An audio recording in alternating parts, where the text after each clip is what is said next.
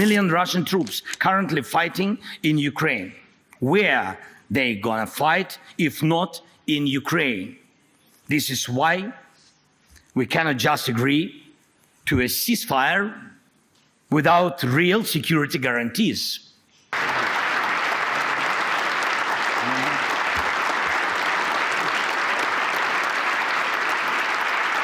Thank you so much. Thank you very much. Ladies and gentlemen, I believe in Europe, and I'm sure you believe too. And I urge you to act for your own sake.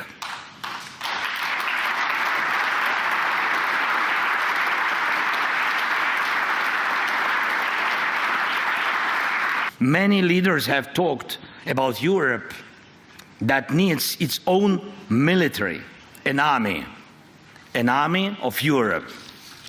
And I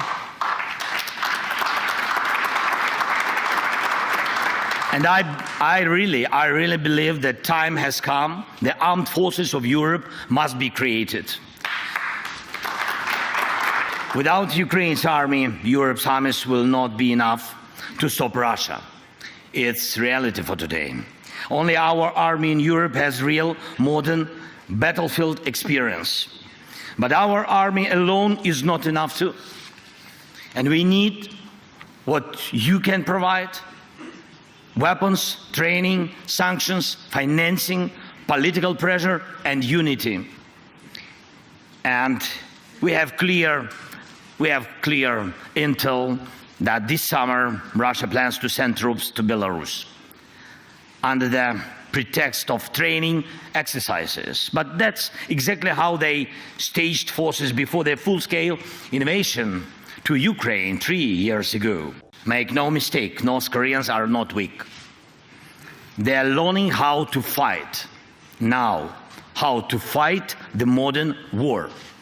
And what about your armies? Are they ready? And if Russia launches a false flag operation or just straight up with no insignia from Belarus, like how Crimea got taken in 2014, how fast will the allies respond? And will they respond at all? Everything needed to protect lives in modern war should be produced in Europe fully. Europe has everything it takes. Europe just needs to come together and start acting in a way that no one can say no to Europe. But America needs to see where Europe is heading. And this direction of European policy shouldn't just be promising, it should make America want to stand with a strong Europe. This is absolutely possible, I'm sure of it. And we must shape that course. Europe must decide its own future. Mark Rutte, my good friend, is listening to me right now. And Mark, my friend, this isn't about replacing the alliance. This is about making Europe's contribution to our partnership equal to America's. And we need the same approach when it comes to diplomacy, working together for peace. Ukraine will never accept deals made behind our backs without our involvement. Next, some in Europe may be frustrated with Brussels, but let's be clear. If not Brussels, then Moscow. It's your decision. That's why we need a unified foreign policy, a coordinated diplomacy, the foreign policy of common Europe, and let the end of this war be our first shared success in this new reality. And I also will not take NATO membership for Ukraine off the table. But